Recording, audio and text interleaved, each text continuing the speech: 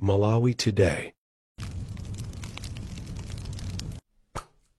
Banji nonse amalawi ambiri akhala kuyembekeza kuti kodi nkhanga sizinaone ayi amalawi ife timakhala tikuthamanga kunena kuti tipite pena paliponse tifufuze chachitika ndi chani zakhala bwanji ndiye tibwere tizakuuzeni inu amalawi kunena kuti chachitika ndi chakuti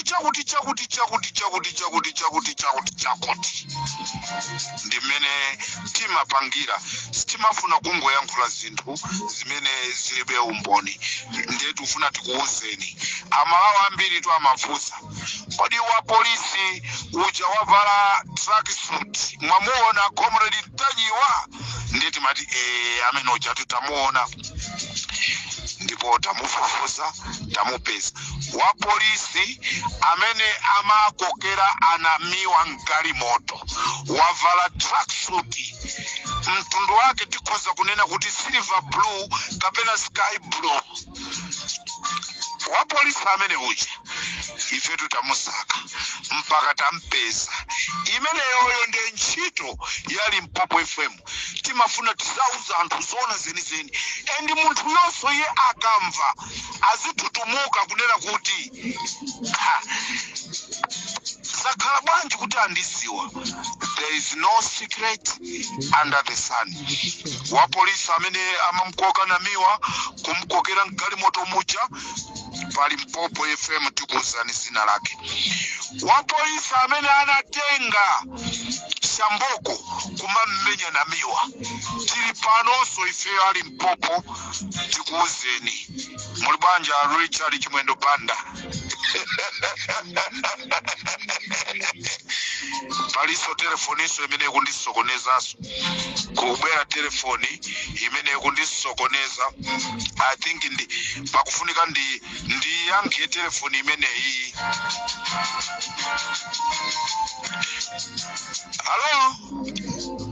Hello banji network ukufuta. Hello, you can hear me? Yeah. Mukuimbira kuti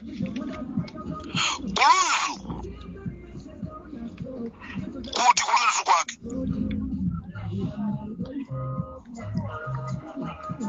kwa HO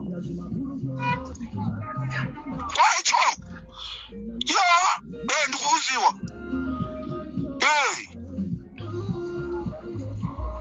Hussein Osman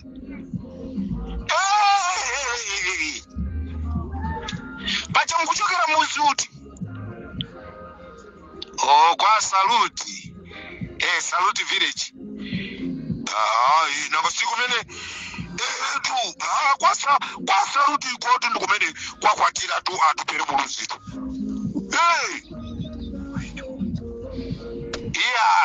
madera amene ndikwaziwa kuli mizi yochedwa Mazale, kuli mizi yochedwa Mbozi, kuli muzi wochedwa Nazombe, kuli muzi wochedwa Tipasi, kuli muzi wochedwa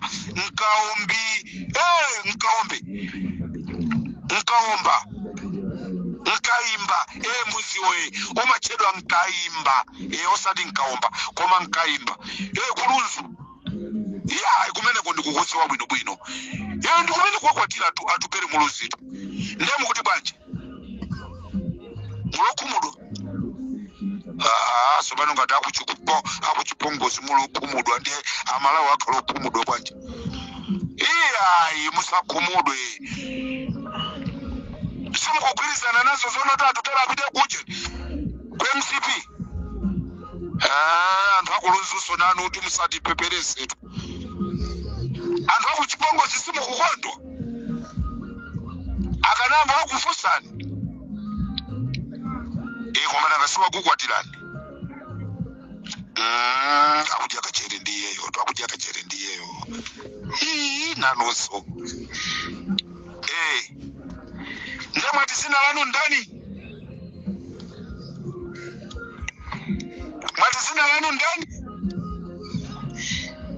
Afanuelo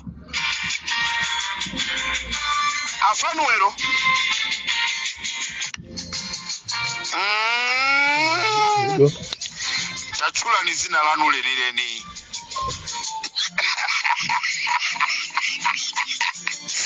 Andaguluza kuya andu akuchika mwini akwiya andu akuchika mwini ripopo ndikaura ritanyiwa.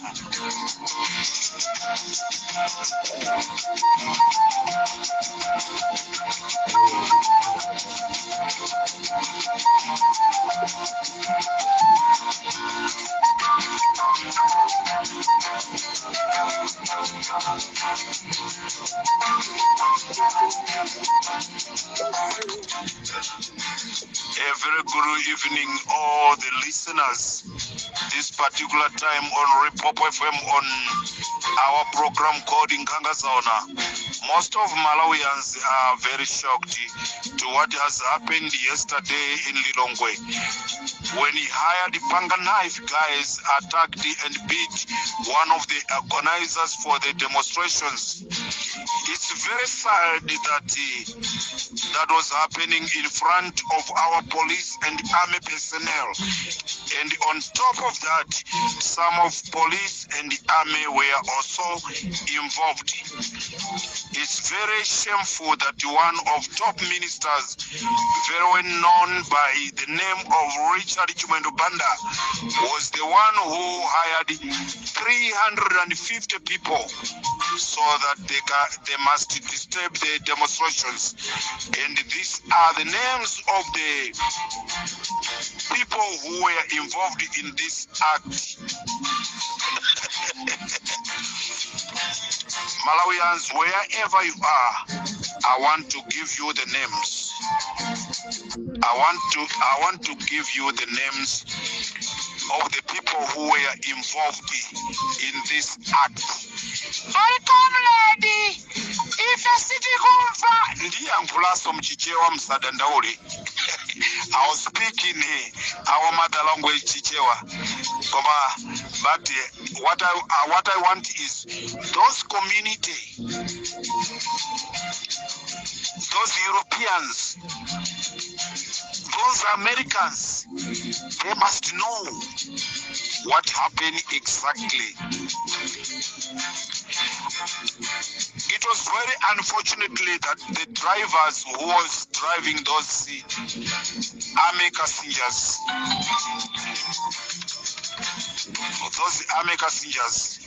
they were soldiers related to Richard Chimwendo Banda.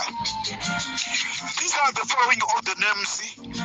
The one they were involved in the incident occur in Lilongwe community ground. Ex-soldier Wanda Mwale from State House is the one who was involved with all the act of Panga Knife. Blessings, California, coming from State House. So, Malawians, you can ask yourself, who stay in State House? The State President, Lazarus Chakwera. Gift Panda from State House. Abel Muyawa from State House. Blessings Panda, Blessings Gama from State House. Roy Chimombo from State House. And we got also ex-soldier Jack Monday from State House.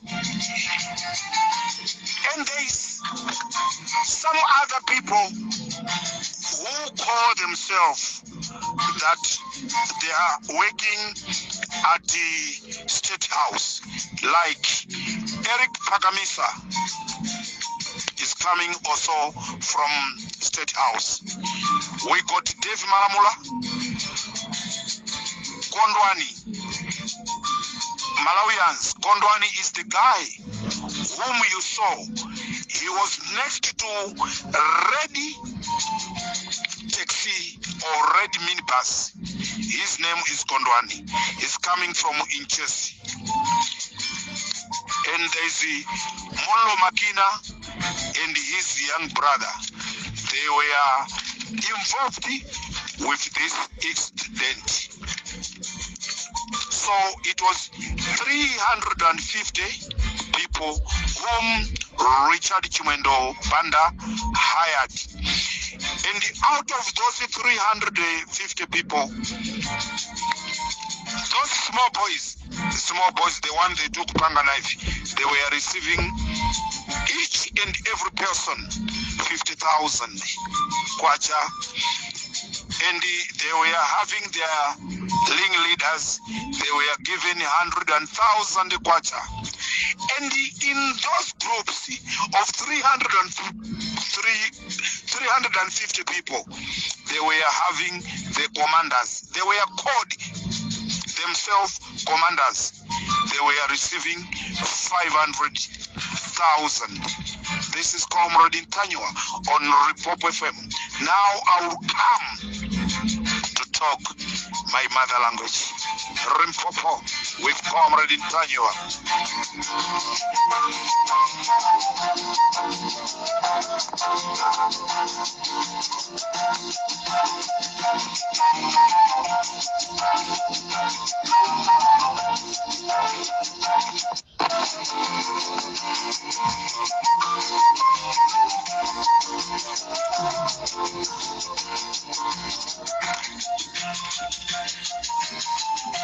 Mwaswera banji ya Malawi chikao chino cha kumadzulo.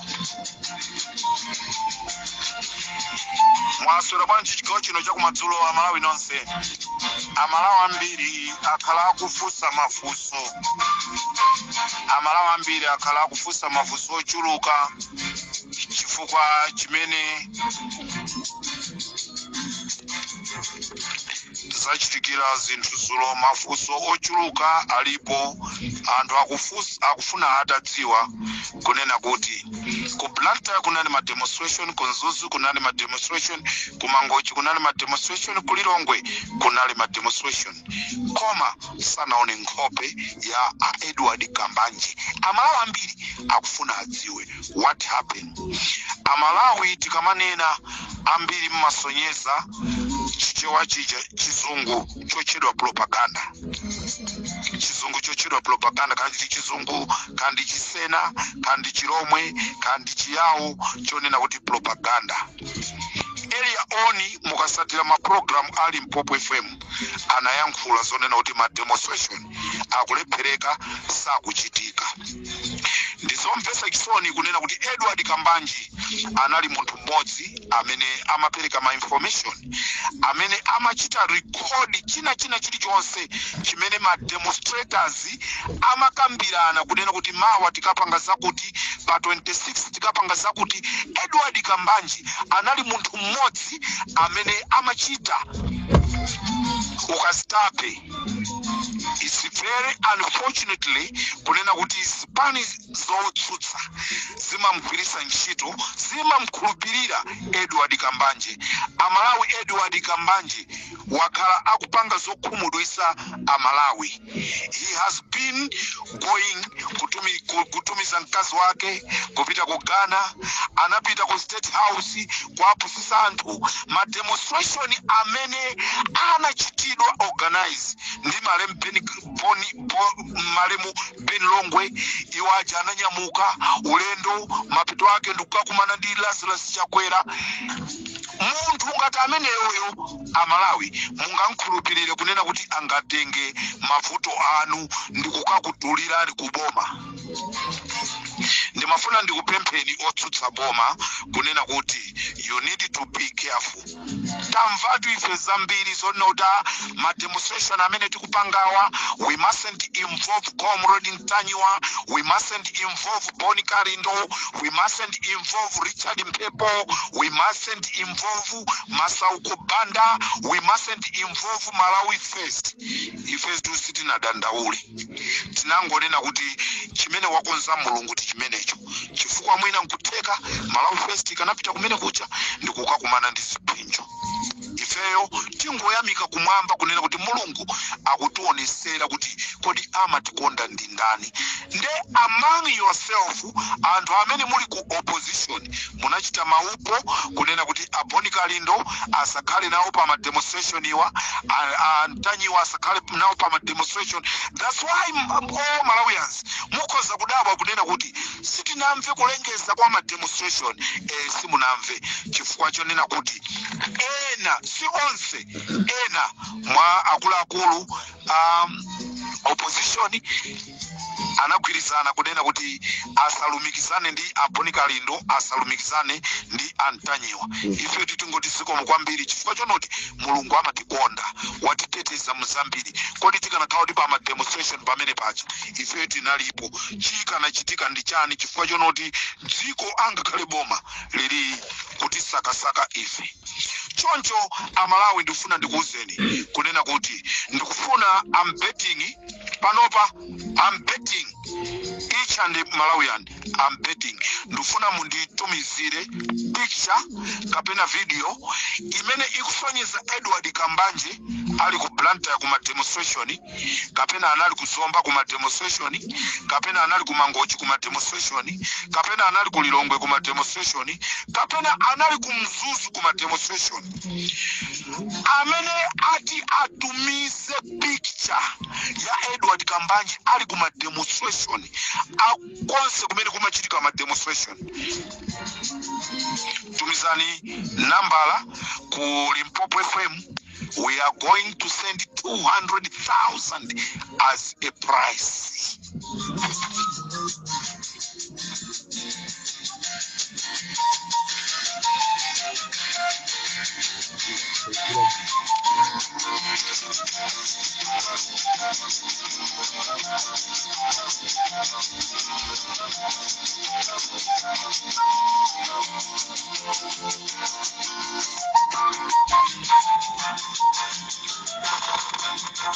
Ndizomve seksoni Amalawi.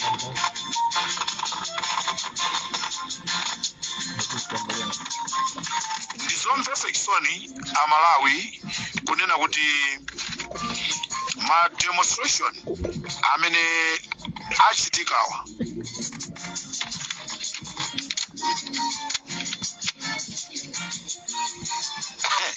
ndizomve seksoni Amalawi kuti ndizomve seksoni kwambiri kunena kuti ma demonstration amene achitikawa apolisi amene timaona ngati apolisi aame timaona ngati aame samene anali aame. Apolisi ena anachoka kudowa ndipo apolisi ena anachoka madera osiyana kumene Richard Chimwendo anakatenga. Ena mwa polisi amene anakatengedwa amene anavala uniform mkati ndikuika tracksuit, pamwamba anaika tracksuit ndipo kunjaku anaika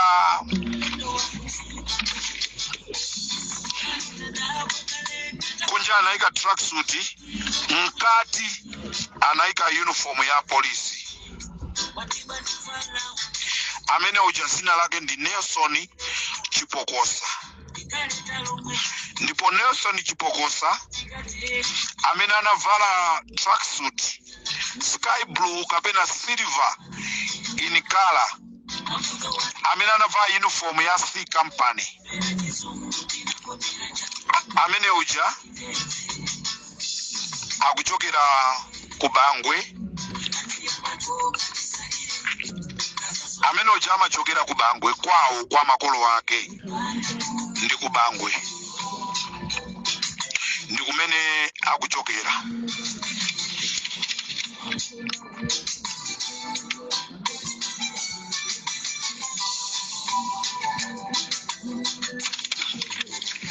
Nelson Chipokosa amene anavala tracksuit ya sky blue, amene amamukokera na miwa mgali moto, amene uja amachokera ku Bangwe. kumthandizi amachokera ku Bangwe kumthandizi ndipo amene ananyamula shamboko ndikumamenya naye namiwa amene uja zina lake ndi Steve Kadamanja amakhala kwa Abiwi ndipo nyamata ameneyi anaphanso wakabanza komanso ali ndi mfuti yopanda chilolezo. This is Comrade Ntanyiwa Parimpopo FM.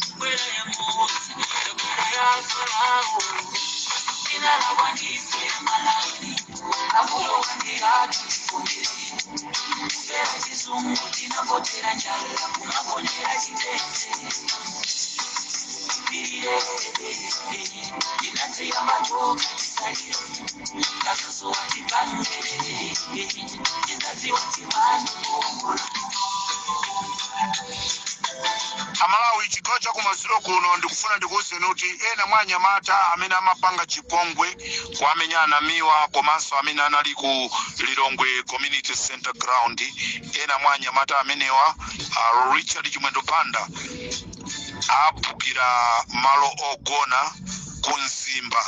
Ndikuyankhula pano ineyo programu ndikupangira kunzimba kumene kuku kuli lodge ina kumene anyamatawo ali kunzimba kumene Richard Chimwendo Banda apangira renti kumene akalipira ku lodge kumene anthuwa akugona.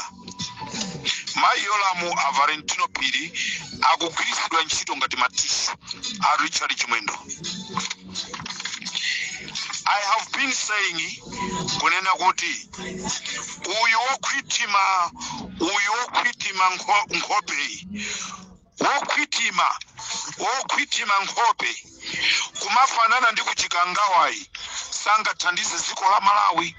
Lero tu Department ya asilikali a Defense Force ikunyozeka pa dziko lonse lapansi kunena kuti ngati kuli ame yofoira pa dziko lonse lapansi ndi ya ku Malawi.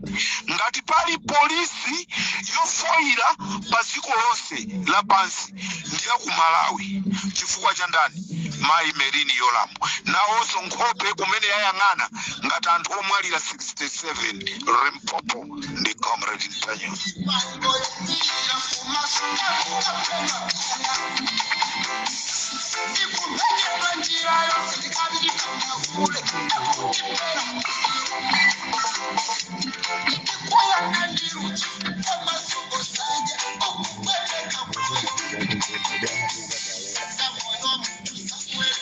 Valentino Piri ndi Mai Yolamu ntchito yakukulirani ndipo mukuyenereka kutula pasu dindo ndipo mwanyasisa ndi kuyipisa dzina la apolisi.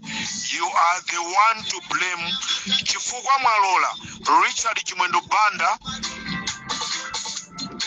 kuononga mbiri yanu ndipo inu ndinu zitsiru. Mukamakhala muziziwa zonoti ndife zitsiru. Ndipo Mai Yolamu pamene mukutenga person yanu kumapita kumchinji kukakhala pansi mmuzi mwenumo anthu akamamwalira anthu akamakakulozani kumunena kuti imfazi zikubwera chifukwa cha mfiti uyu musamakakane kunena kuti inu ndinu mfiti chifukwa ufiti wanu waonekera pana miwa mwalola na miwa kumenyedwa mwalola na miwa kupangidwa chipongwe in front of some of your police members osateteza. Tikamanena Malawi kunena kuti Valentino Piri sana pite ku sukulu ndi ofoira watulukira pa window ineyo.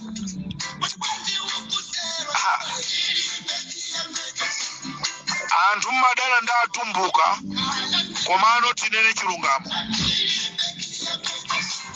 Inspector General amene tinalina upoyamba. He was very clever. As a professional, we have been taught how to deal with the current situation. Primarily, Malawi Defense Force, role number one is the protection of the sovereignty of Malawi. and again protection of its citizens. So I've always said that as a professional, I have to apply what is in the Constitution, is to protect the citizens of Malawi.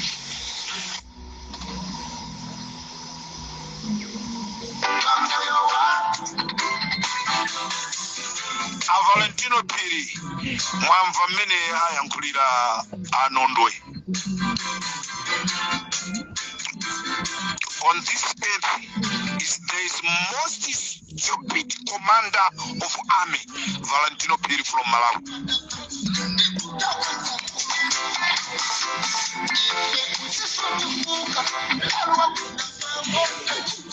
If on this earth there is a most stupid Inspector General for police, is from Malawi, Mayolam.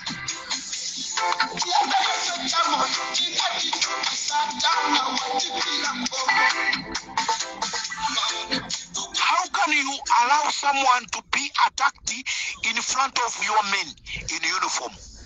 How can you allow your men to attack someone while your men they are there in uniform?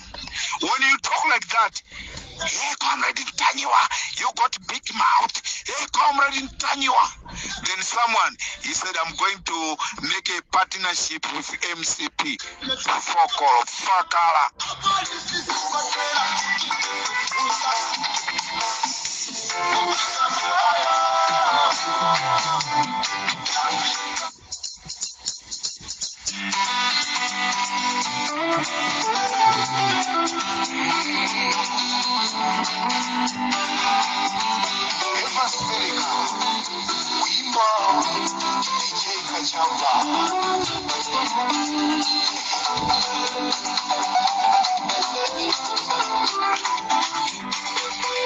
Mayolam, shame on you, shame on you, shame on you, wherever you are. Department ya police panopa ikuchita manyasi. A police kwina kuli konse kumena kwenda kunyozeka just because of Mayolam. Ame atu amene timali mikeza ifeyo kumaopa akunyozeka just because of Valentino Piri. Ndichifukwa chonena kuti pamene timakweza anthu maudindo, tikumakweza maudindo chifukwa yonoti awa akusapota chipani chatu. Look what happened. Zachitika ku Malawi zochitisa manyazi. Tukulandira ma message kuchoka ku maiko akunja kunena kuti Comrade Ntanywa ku Malawi koma mukuti zinthu zikuti bwanji. Zomvesa kisoni kwambiri. Ever since mulamuliro wa Bakiri Muluzi sitinaone zoposa ngati zimenezi. Mulamuliro wa Joyce Banda sitinaone zoposa ngati zimenezi. Mulamuliro wa late Bingwa Mtalika mzimu wake uzusa mutendere sitinaone zoposa ngati zimenezi. Mulamuliro wa Peter Mtalika sitinaone zoposa ngati zimenezi.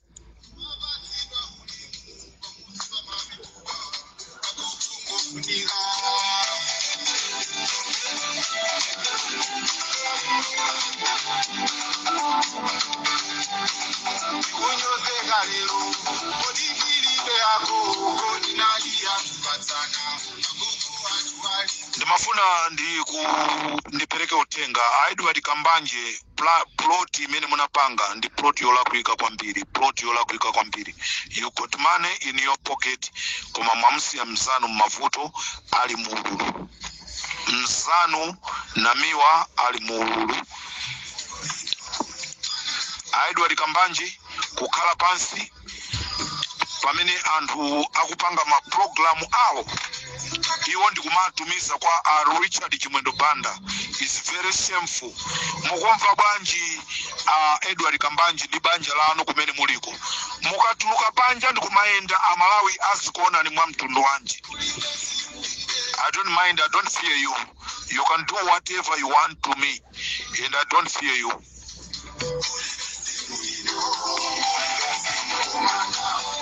ineyo ndimangobwera kungonenapo chilungamocho anthu kachikukondeni chisakukondeni ndimangofuna ndingonenapo chilungamocho kuti amalawi adziwe chilungamo.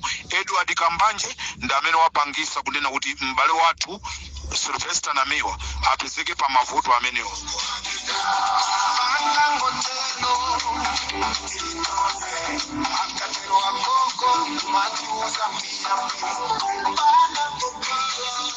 MCP Msomali wanu womaliza ndi umene uwu kutana kumene mmafuna kutana ndi Namiwa ndi pamene MCP yathera. MCP yathera pamene papa ndipo whether you make any plans you are not going to win elections.